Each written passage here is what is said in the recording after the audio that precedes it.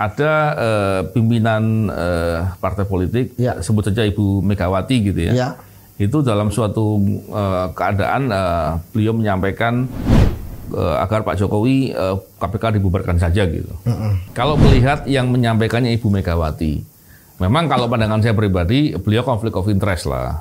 Karena kan ada kasus ini Harun Masiku, ya kan. Orang bisa aja mengkait-kaitkan itu kan. Ada lagi kasus bansos yang belum tertangani oleh KPK dan datanya ada di KPK semua tuh.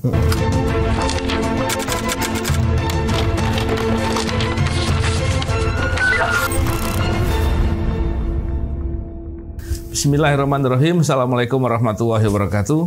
Salam integritas. Alhamdulillah kita kembali berbincang di podcast ini. Kali ini saya akan membicarakan mengenai pemberantasan korupsi dan juga terkait dengan masa depan KPK. Bicara soal KPK ini nggak afdol kalau nggak ada salah satu ketua wadah pegawai KPK yang sekarang ini masih belum ini ya. Jadi 2018 sampai siapa lagi kalau bukan Yudi Purnomo Harahap. Wah, apa kabar Yudi? Waduh, terima kasih Yudi. Kita bisa berbincang-bincang nih. Soal KPK kan kita sering melihat di media. Kalau kita malah lebih tahu karena sumber-sumber di internal KPK sering cerita ke kita. Banyak keprihatinan ini Yud. KPK yang lemah, KPK yang kemudian semakin lama semakin sulit untuk diandalkan. Belum lagi masalah-masalah di KPK yang begitu banyak. Nah, terakhir malah ada pimpinan partai politik, sebut saja Ibu Megawati gitu ya. Itu dalam suatu keadaan beliau menyampaikan agar Pak Jokowi KPK dibubarkan saja gitu. Gimana Yudi, punya catatan atau komentar nggak soal itu? Ya saya pikir kan pendapat Ibu Megawati tentu kan berdasarkan analisis beliau ya. Dan saya pikir itu bukan hal yang baru ya. Itu kan juga di masyarakat juga melihat kondisi KPK gitu kan. Apakah kemudian muncullah ya kan bubarkan KPK dan sebagainya karena dilihat misalnya kejaksaan, ya kan, itu ternyata mereka sudah sangat dahsyat ya, pejabat tinggi pun dijadikan tersangka, masuk menteri, kemudian kasus-kasus korupsi yang ditangani kan mega korupsi ya, artinya triliunan gitu bang. Nah, kemudian melihat internal KPK, ada beberapa catatan ya bang. Misalnya pimpinan KPK pernah ada yang melanggar etik, gitu kan? Dan saat ini pun ada satu pimpinan KPK sedang proses etik. Kemudian ada terkait dengan pegawai KPK juga ada beberapa hal yang menarik. Misalnya ada pungli di rutan KPK, ada pegawai KPK yang kemarin sudah kena sanksi etik ya karena melakukan pelecehan seksual terhadap tahanan istri dari tahanan ya kan, dari tersangka yang ditahan gitu kan. Kemudian ada juga yang menarik ya, korupsi dalam perjalanan dinas gitu kan, yang saat ini semua kan sedang lagi proses gitu kan. Belum lagi kegaduhan yang terjadi yang menarik kan misalnya yang pertama itu kasus pemulangan Brigjen Pol Endar ya kan, yang akhirnya ternyata yang bersangkutan setelah dicopot dan kemudian dikembalikan balik lagi ke KPK ya kan. Kemudian ada dugaan skandal bocornya dokumen penyelidikan gitu kan. Kemudian yang terakhir ketika ada permintaan maaf dari salah satu pimpinan KPK gitu kan terkait dengan OTT yang dilakukan oleh KPK. Itu akhirnya memuncak gitu bang ya. Jadi ini menarik gitu ya. Apakah dengan apalagi ditambahkan orang melihat apakah kinerja KPK ini efektif atau tidak, ya kan? Karena indeks persepsi korupsi Indonesia pun merosot dari 38 jadi 34 di tahun kemarin gitu kan. Saya tidak tahu di tahun ini. Kalau melihat kondisi sekarang sih turun lagi lah. Bisa jadi turun lagi gitu kan. Itu karena memang parameter objektif untuk menilai suatu kinerja kan angka ya. Angka yang terkait dengan kasus korupsi tentu indeks persepsi korupsi lah. Gitu kan semua dunia juga memakai gitu ya.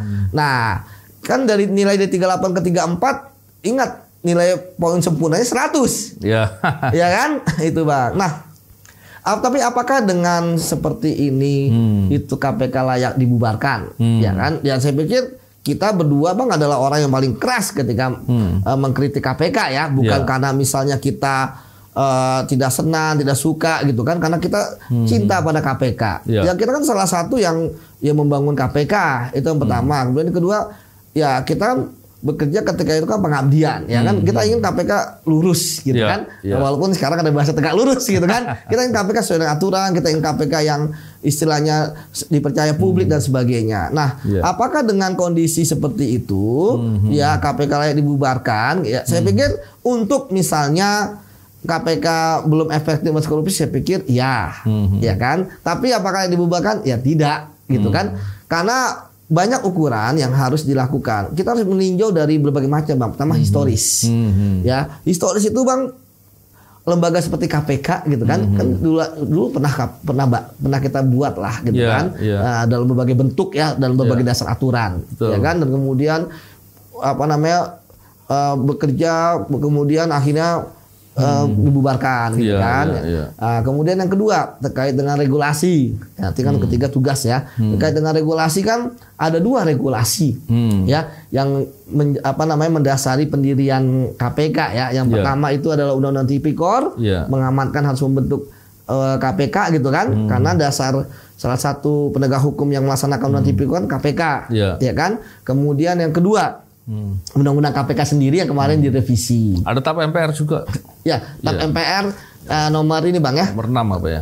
Nomor tahun 1998 ya. Itu kan mengamankan penyelenggara negara yang bersih dari KKN. Yang dari situ kan melahirkan Undang-Undang penyelenggara negara. Namun termaktubnya Undang-Undang tentang KPK-nya di Undang-Undang Tipikor ya kan mengamankan 2 tahun ya.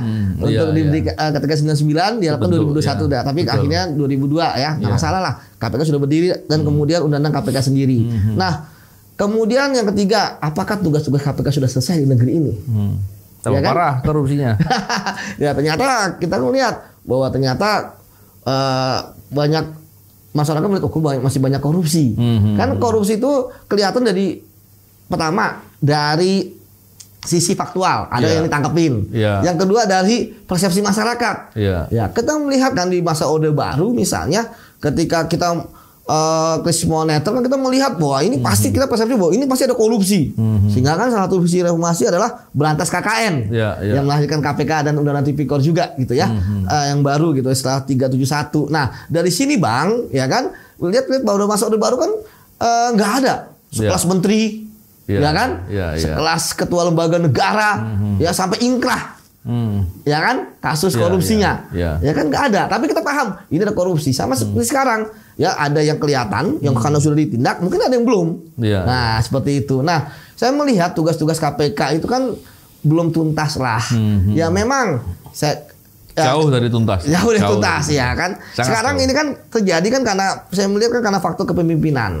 Kalau pegawai itu kan sebenarnya hanya melihat keteladanan pimpinan saja. Ketika pimpinannya bagus, pegawai akan bagus gitu kan. Nah sekarang pimpinan kan bisa berganti Bang. Membangun KPK ya, itu sangat sulit Bang. Saya udah membaca beberapa buku yang terkait dengan bagaimana KPK berdiri ya, termasuk para founding father, itu sangat sulit. Butuh momentum yaitu reformasi Bang. Butuh orang-orang yang berintegritas untuk membangunnya. Butuh perjuangan. Butuh kerelaan politik juga. Butuh kerelaan politik dari partai politik saat itu kan. Ya, butuh dari pemerintah, DPR gitu. Kemudian juga masyarakat yang mendukung, momentumnya mendukung. Ya, kalau misalnya pun KPK nanti dibubarkan, kan tidak mungkin KPK dibubarkan, Bang. Nanti kita bahas kalau emang dibubarkan, bagaimana teknisnya kan? Ya, kalau Yudi setuju dibubarkan atau nggak dibubarkan? Nah, kalau untuk sekarang saya belum setuju, Bang. Ya. Karena memang begini ya. Kalau melihat yang menyampaikannya Ibu Megawati, memang kalau pandangan saya pribadi, beliau konflik of interest lah.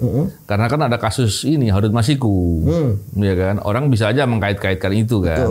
Ada lagi kasus Bansos yang belum tertangani oleh KPK. Dan datanya ada di KPK semua tuh.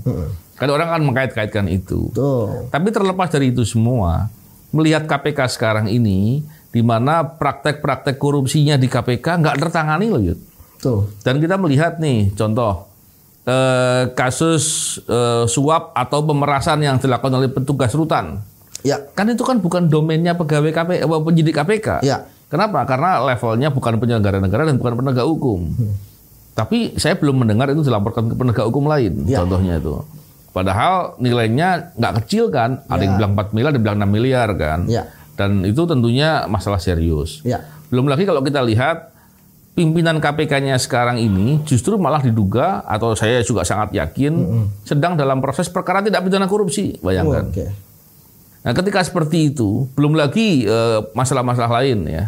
Dan semuanya itu tentu membuat orang sulit meletakkan harapan memberantas korupsi ke KPK seperti sekarang. Kita belum bicara terkait dengan bagaimana struktur di KPK sekarang ini diubah dari yang ada di undang-undang itu yang jelas secara tersurat diatur, diubah menjadi banyak yang berbeda. Dan itu jelas bertentangan dengan undang-undang. Belum lagi value-value di dalamnya. Belum lagi pegawai itu dengan mudahnya bisa dipindahkan. Belum lagi masalah salary pegawai KPK yang sekarang dengan PNS seperti apa. Itu kan problematikanya banyak sekali. Saya lebih melihat ketika KPK seperti sekarang, saya tambahkan lagi nih Yud, sebelum saya ngomongin lagi itu. Kasus Robin yang diduga ada pihak-pihak lain belum juga diungkap yang lainnya. Dan saya melihat pola-pola seperti itu membuat praktek-praktek korupsi yang terjadi di KPK nggak dibereskan, nggak dibersihkan. Dengan kondisi yang banyak tadi itu, bagaimana mungkin orang meletakkan harapan memberantas korupsi di KPK? Betul Bang. Secara logika mestinya memberantas korupsi bisa diletakkan kepada lembaga KPK ketika lembaga KPK-nya itu betul-betul menegakkan hukum. Betul-betul menjadi teladan dalam memberantas korupsi. Hari ini problem itu menjadi masalah serius. Nah, saya di beberapa kesempatan saya sampaikan nih, kalau pemerintah, dalam ini tentunya presiden ya, kalau ternyata sampai sekarang ini membiarkan KPK atau sampai ke depan tetap membiarkan KPK dalam kondisi yang ya saya katakan mati suri lah. Kalau orang sakit tuh di ICU lah gitu ya. Terus bagaimana orang di ICU atau mati suri bisa bekerja? Bagaimana mereka bisa berbuat? Kalau kondisinya tetap dibiarkan seperti itu, bagi saya menyampaikan di media, lebih bagus dibubarkan. Tapi ingat, tugas memberantas korupsi itu melekat kepada negara. Betul. Dan nggak mungkin negara ini bisa mencapai tujuan negara ketika korupsi di mana-mana. Nggak mungkin pemerintah bisa melaksanakan visi misinya ketika praktek korupsi di mana-mana. Pasti gagal lah itu. Nah, inilah yang kemudian bukan berarti saya mendorong untuk hilangnya pemberantasan korupsi. Ada yang komen begini, kan ada polisi sama jaksa. Mereka juga bekerja. Ini mereka lupa. Kita belum sedang bicara apakah mereka sudah efektif apa tidak. Walaupun saya katakan tidak ya, atau belum ya. Tentunya jauh dari efektif, ya, lihatnya begitu. Saya tentu kita semua sadar bahwa, atau kita semua paham bahwa memberantas korupsi itu nggak hanya menindak, tapi ada juga mencegah dan mendidik. Nah, pencegahan dan pendidikan ini selama ini betul-betul dilaksanakan oleh KPK, penindakan, pencegahan, pendidikan, dan ini semua berjalan dengan efektif. Dan ini harus dijalankan dengan komprehensif. Oleh karena itu, pemerintah harus jelas sikapnya. Apakah menguatkan KPK kembali yang mati suri dibangunkan, suruh berdiri untuk bekerja, atau kemudian betul-betul udah deh mereka nggak bisa diharapkan bikin lembaga lagi yang satu, yang lain, tapi betul-betul untuk betul-betul memberantas korupsi dan betul-betul secara optimal. Tapi memang problemnya seperti Yudi bilang tadi, nggak mudah. Bang. Tapi pilihan itu mesti harus ada gitu kan. Ya, saya sepakat dengan Abang ya bahwa pemberantasan korupsi kan tidak KPK saja. Kita jangan menggantungkan pemberantasan korupsi pada suatu lembaga. Itulah sebabnya Bang, kenapa KPK berdiri. KPK berdiri ketika kepolisian dan kejaksaan dianggap belum efektif loh Bang. Bukan tidak efektif gitu kan.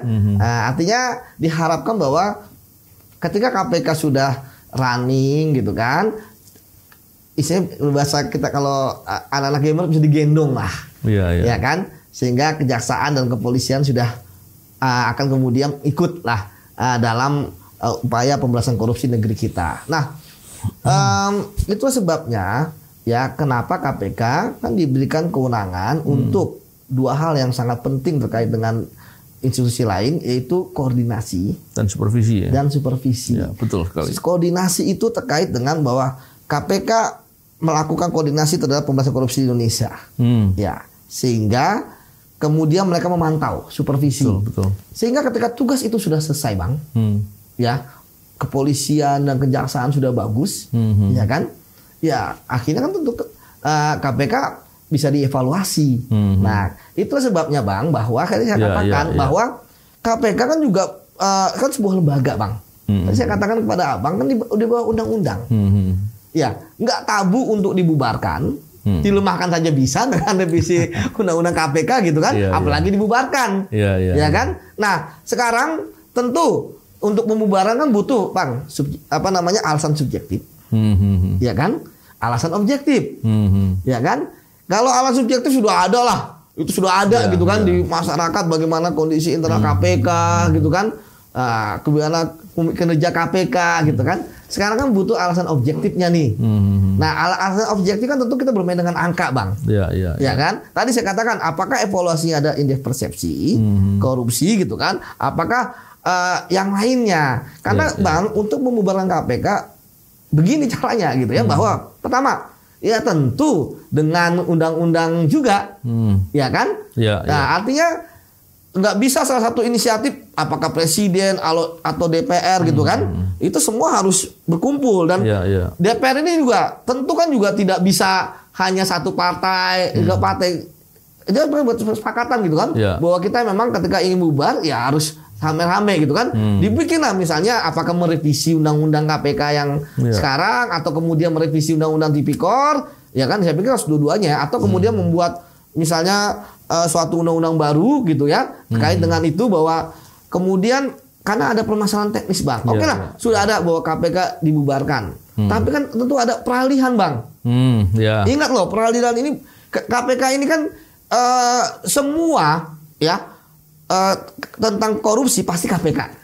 Mulai dari anggaran pasti nomor 1, SDM pasti nomor 1. Ya kan, tupoksinya nomor 1, gitu kan. Kita lihat kan kalau kejaksaan dan kepolisian kan penegakan hukum, ya, tapi kan tidak punya supervisi dan koordinasinya. Nah, sekarang pertama, yang ketika misalnya KPK bubar, gitu kan, apakah pilihan kemudian mendistribusikan semua kewenangan kepada kepolisian atau kejaksaan, tinggal bagi siapa yang koordinasi supervisi, gitu kan, atau kemudian yang kedua, ya membentuk lembaga baru. Ya kata Abang ketika ini kan sebenarnya kondisinya kritis. Ya kalau misalnya kondisinya kritis kan ya harapan hidupnya mungkin nggak banyak. Tapi kalau bisa, tadi Abang katakan diperkuat. Kalau emang nggak ada, ya tentu harus ada KPK baru misalnya, KPK Reborn. Nah, saya mendukungnya di poin ini tadi, mestinya diperkuat ya. Dan itu harus ada kesungguhan untuk mendukung itu. Karena Bang, teknisnya kan misalnya ketika misalnya KPK bubar,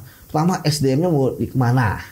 Peralihannya memang teknis, Bang, tapi harus dipikirkan, gitu kan, jangan main asal bubar atau asal perkuat atau apa gitu kan. Karena SDM-nya kemana? Kemudian kasus-kasus yang tangani gimana? Ya kan? Kasus yang sudah di penuntutan bagaimana? Di penyidikan bagaimana? Di penyelidikan seperti apa? Ya kan? Tadi jadi ada tentang kewenangan KPK itu didistribusikan ke siapa? Kemudian pegawainya bagaimana? Kemudian juga pegawai, kemudian kasus-kasusnya seperti apa? Kita jangan bahas terlalu rinci, semoga nggak dibubarkan. Saya sepakat, Bang, bahwa seperti saya katakan, memang KPK nggak efektif. Itu sebabnya butuh orang-orang kayak kita, Bang, dan masyarakat untuk mengkritisi terus. Saya selalu mengatakan sama dia bahwa kalau memang kepemimpinan bisa berganti, pegawai pun juga bisa berganti, tetapi lembaga KPK-nya ini, ya kan, ya setidaknya harus tetap ada. Ingat loh, Bang, bahwa selemah-lemahnya revisi undang-undang KPK kemarin, ketika kita masih, kita masih bisa berjuang, Bang. Kan kita merasakan hanya setahun lah ya, pasca revisi, tapi kan masih bisa nangkap yang gede-gede ya. Masih bisa, kenapa? Karena kita punya idealisme, Bang. Kita masih punya semangat, kita masih tegak lurus, dan kita ikut aturan hukum, Bang. Ya kan? Jadi dengan hukum yang udah semakin lemah karena revisi, ya karena tapi orangnya berintegritas, ya kita bisa, Bang, buktinya. Saya sama Abang misalnya kasus menteri KKP, kemudian si Mensos. Abung sama si Bang Nenggo, kasus Mensos, kita masih bisa kok, Bang, karena sebenarnya bukan hanya sistem, tapi kalau orangnya berintegritas, ya dia sistem selama apapun dia akan kuat. Nah itu tadi katakan bahwa, Bang, sekarang obatnya apa nih? Kan gitu pertanyaannya. Itu betul, menarik sekali. Tapi sebelum bicara ke situ, saya ingin menerangkan menjelaskan ke pemirsa ya, ke netizen mengenai tadi yang disebut Yudi koordinasi dan supervisi.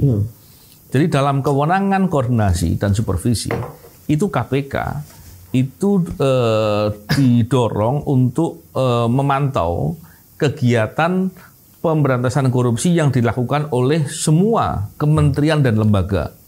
Nah, ini menggambarkan bahwa memberantas korupsi itu betul-betul dilakukan oleh masing-masing kementerian dan lembaga di tempatnya masing-masing. Ya gitu. Nah, di tempatnya masing-masing inilah mereka tuh melakukan upaya, melakukan pencegahan, melakukan pendidikan, dan tentunya penegakan hukum dalam konteks disiplin atau etik ya. Dalam konteks itu, KPK melakukan koordinasi dan supervisi, melihat mana sih yang mereka lakukan, mana sih yang sudah berjalan, mana yang belum gitu ya. Dan untuk mengendalikan orang agar tidak bisa berbuat korupsi, maka setiap pejabat itu diwajibkan melaporkan harta kekayaannya. Harta kekayaan dilaporkan oleh KPK, KPK melakukan pemeriksaan gitu ya, detail gitu ya. Dan setelah selesai menjabat dia melaporkan juga. Jadi itu diperiksa. Itu kan sebetulnya upaya-upaya untuk mencegah. Dan setiap proses, maka dalam proses maksudnya proses menjabatnya, dalam rangka menjabatnya atau menjabat sebagai jabatan apapun lah. Maka di situ setiap orang yang menerima sesuatu yang dalam kondisi yang di luar suap ya, yang dalam keadaan yang dia nggak bisa mengelakkan lagi, maka dia bisa melaporkan konteks gratifikasi dan KPK menentukan soal itu. Ini tadi yang Yudi sampaikan soal koordinasi dan supervisi. Dan kalau itu dilakukan dengan optimal, itu membuat orang menjadi sulit untuk berbuat korupsi. Ya. Dan tentu mengajak semua kementerian lembaga untuk terlibat secara aktif dan berkelanjutan dalam konteks mencegah dan ikut secara sungguh-sungguh untuk mencegah dan memberantas korupsi serta pendidikan anti korupsi. Kurang lebih seperti itu, dan itu mestinya berjalan. Dan memang lembaga yang betul-betul diberikan tugas untuk mengkoordinir, untuk men-trigger yang lain, penegak hukum lain untuk bekerja, kan? Itu semuanya ada di KPK gitu. Jadi saya nggak bisa bayangkan kalau KPK-nya bubar, semua yang melakukan itu siapa? Yang Yudi bilang tadi betul. Makanya saya tadi menyampaikan mungkin beberapa masyarakat yang nggak memahami soal koordinasi dan supervisi tadi. Dan menarik begini, ketika saya tadi katakan kalau KPK-nya ini sekarang dalam kondisi mati suri gitu, atau sangat lemah. Waktu dulu saya masih bilang kondisi terpasung gitu. Sekarang udah bukan lagi terpasung, ICU, udah pada posisi nggak bisa berdaya. Dan separah itu. Dan faktor terbesarnya itu pimpinan KPK. Pimpinan KPK-nya yang bermasalah, bukannya ditegakkan hukum kepada mereka atau diperiksa agar mereka kemudian yang melanggar itu harus diganti sama pejabat yang betul-betul berintegritas atau paling tidak yang punya kemauan lah untuk memberantas korupsi dan harus cinta ke negerinya sendiri. Kalau dia nggak punya rasa kecintaan, rasa memiliki negeri, nggak mungkin dia mau berbuat memberantas korupsi. Dan dengan begitu maka diharapkan mereka bisa mengawaki atau memimpin KPK untuk melakukan tugas-tugasnya dalam memberantas korupsi dengan benar. Dan problemnya kita lihat memang itu belum terjadi. Terus kita melihat masalah kasusnya pimpinan KPK juga belum ditangani dengan tuntas gitu. Dan di internal KPK-nya pun ada Dewan Pengawas belum menunjukkan bahwa mereka bertanggung jawab dengan tugasnya untuk bisa mengawasi dan menegakkan hukum yang benar. Dan memang secara formal ya mereka tidak punya kewenangan untuk bisa menegakkan hukum atau mengawasi dengan efektif. Secara logika masuk akal, tapi secara pengalaman saya, menurut saya itu alasan lah gitu.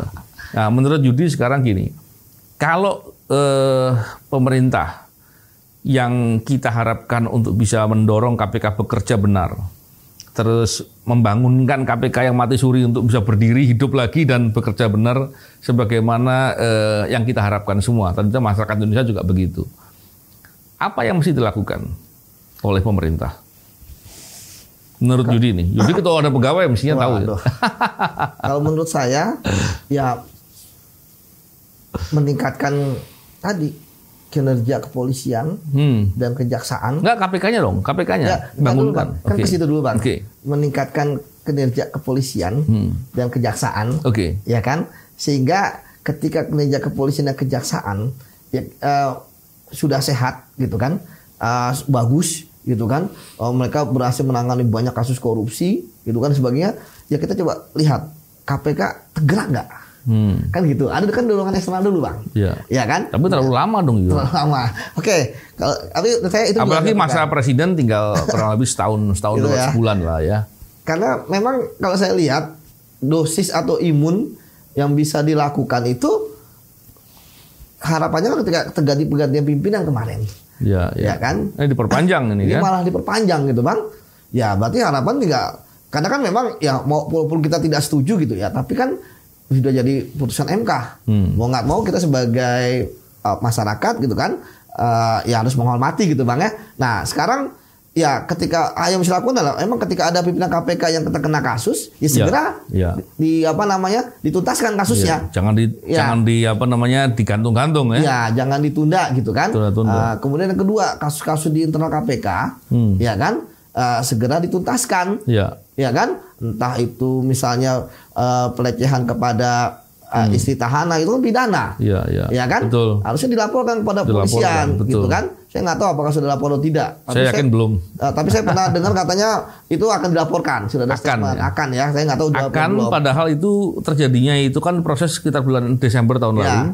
Di proses Januari, Februari atau Maret itu ada putusan. Jadi 6 bulan itu baru akan. Ya kita lihat saja bang. Apakah karena kita belum tahu kan, kadang-kadang dilaporkan diam-diam gitu kan, ya kan, tapi ya itu harus tuntas gitu kan. Kemudian yang ketiga, pungli di rutan itu harus dibuka sebesar-besarnya aksesnya. Kenapa bisa ada pungli di situ? Apa keuntungan dari tahanan ketika pungli? Kalau dari jaga rutan itu duit lah, jelas ya kan. Tapi kan apakah ada benefit yang besar bagi tahanan tersebut ketika memberikan uang terkait dengan misalnya menutupi kasusnya? Ya kan, membocorkan ada informasi ketika ada satu yang kemudian terungkap di persidangan kasus Bupati Bandung. Yang salah satu istri dari tersangka kemudian bicara di ruang sidang, dia bicara bahwa dia dapat informasi dari komunikasi teman satu ruang tahanannya suaminya bahwa nanti dalam beberapa waktu ke depan akan digeledah. Dan disuruh menyembunyikan bukti-bukti. Ya betul. 2 hari kemudian ada penggeledahan beneran gitu kan. Nah itu kan benefit juga yang diperoleh. Itulah bang, maksudku pasti kan ada sesuatu seperti itu. Ngapain sih orang ngasih duit kalau nggak ada benefit? Ya kan? Gitu kan? Karena kan di rutan KPK sendiri kan juga sebenarnya kan makan terjamin, terjamin. Buat apa lagi menyuap? Ya kan? Kemudian yang keempat terkait dengan dugaan korupsi perjalanan dinas, ya harus diungkap supaya apa bang? Supaya ada efek jerah. Ya kemudian kedepannya ya KPK harus meningkatkan kinerja. Ya saya pikir gini, ya pimpinan KPK harus berubah lah. Terserah dengan ini ya. Siapa tahu kan pimpinan KPK tergerak hatinya, gitu kan untuk meningkatkan kinerja KPK. Kita kan nggak tahu juga. Kadang-kadang hati kan bisa terbolak-balik bang, ya kan? Tiba-tiba pimpinan KPK menetapkan tersangka para petinggi, ya kan? Tiba-tiba Harun Masiku ketangkap, nah kan? Jadi kalau itu aku nggak yakin ya. Tapi Yudi bijak sekali ya. Iya, saya ketemu sama abang sering bijak banget kan. Jadi kalau itu dilakukan, tapi ya saya pikir apa yang bisa dilakukan sekarang kalau emang akhirnya stagnan seperti ini, ya kita hanya bisa selalu mengkritisi saja bang, gitu kan? Karena memang kan kita tidak punya kewenangan, tidak punya rentang kendali gitu kan. Kalau dulu kan kita misalnya walaupun kita hanya satu satgas gitu bang ya. Tapi kita istilahnya kendali kita di satu satgas itu gitu kan. Artinya ketika kita menangani kasus benar-benar kita tanganin sampai tuntas. Seperti itu. Menarik tuh. Dan memang kalau kita melihat dampak dari korupsi di mana kondisi sekarang ini kan problematikanya ekonomi kita Indonesia juga masih dalam kondisi baru bangkit setelah Covid gitu kan. Saat Covid aja dugaan korupsi banyak kan. Dan itu semua nggak tertangani. Artinya saya mau katakan bahwa sebenarnya dampak dari korupsi itu betul-betul dirasakan masyarakat gitu. Cuman memang masyarakat tidak semuanya mengerti bahwa banyak kesusahan yang mereka alami itu ditimbulkan karena praktek-praktek korupsi. Dan tentunya kita mendorong dan mendesak agar praktek korupsi ini betul-betul dilakukan, diupayakan untuk dihilangkan lah, baik dengan penindakan, pencegahan maupun pendidikan kan. Dan itu tentunya kita berharap ke depan target negara untuk mencapai 2045 Indonesia emas itu betul-betul bisa terjadi. Kalau enggak, mana mungkin kita bisa mendapatkan kemajuan. Makanya kita mau bicara ini kan karena kita peduli ya. Betul Bang. Dan aneh kalau kemudian justru ada orang yang menganggap kalau praktek korupsi itu terlalu dibuka, justru membuat orang takut. Ya. Justru membuat orang kemudian nggak mau, takut berusaha, ekonomi jadi nggak jalan. Ini yang saya nggak masuk akal gitu. Ya. Ya, makanya dengan kita bicarakan ini, tentunya kita berharap bahwa korupsi itu betul-betul bisa diletakkan sebagai masalah yang serius, bahwa negara perlu membuat menentukan sebagai kebijakan strategis, yaitu memberantas korupsi, dan tentunya pilihannya adalah KPK betul-betul dibangkitkan kembali, dikuatkan, atau KPK-nya kalau memang dianggap dia nggak diperlukan, dan negara sebagai pihak yang harus melakukan memberantas korupsi dengan tuntas dan sungguh-sungguh akan menggunakan cara lain atau alat lain. Kan harusnya begitu dalam logika saya ya. Walaupun tadi tentunya akan lama prosesnya. Dalam waktu setahun ini akan sulit. Problemnya seperti itu, Yud. Dan tentunya saya khawatir membubarkan KPK itu dulu juga menjadi tujuan atau cita-cita dari para koruptor gitu. Saya juga khawatir ketika itu dibicarakan kemudian disambut baik oleh orang yang masih mendukung perbuatan korupsi atau para koruptor itu sendiri. Ini yang tentunya kita nggak ingin terjadi ya. Dan kita ingin letakkan bahwa memberantas korupsi suatu hal yang harus dilakukan, suatu kepentingan yang betul-betul besar dan mendasar bagi negeri ini, dan kita mendorong agar itu dilakukan. Sebagai penutup, Yud, apa kira-kira yang Yudi bisa sampaikan soal masa depan pemberantasan korupsi dan KPK itu baiknya didorong seperti apa? Ya, kalau untuk didorong sebenarnya dari sisi anggaran, instrumen gitu kan, dari sisi pegawai gitu kan, pimpinan sebenarnya udah paham lah berantas korupsi gimana sih, gitu kan, itu yang pertama.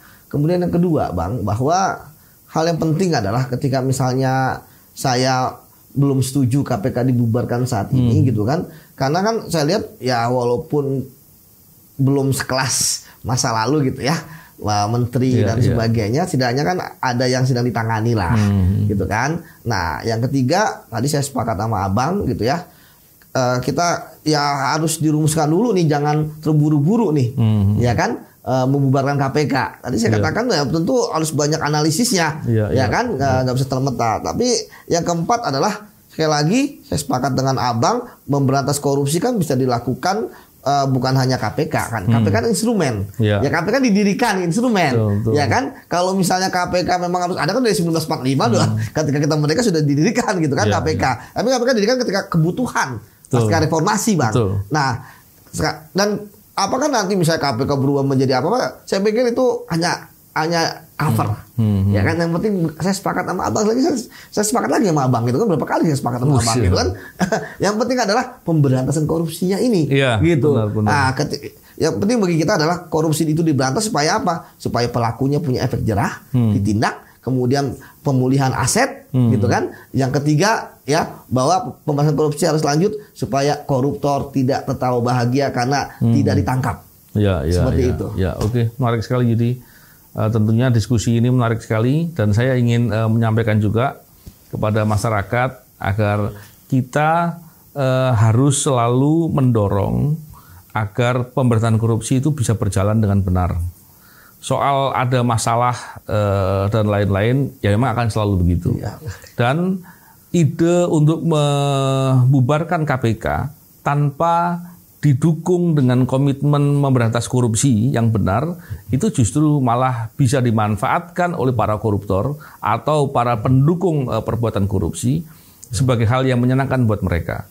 Oleh karena itu, walaupun kita sering mendengar ya banyak praktisi atau orang yang punya perhatian masalah anti korupsi bicara juga soal pembubaran KPK, tapi mereka juga sering menyampaikan mengenai bagaimana seharusnya korupsi itu diberantas dan seperti apa komitmen negara dan seterusnya.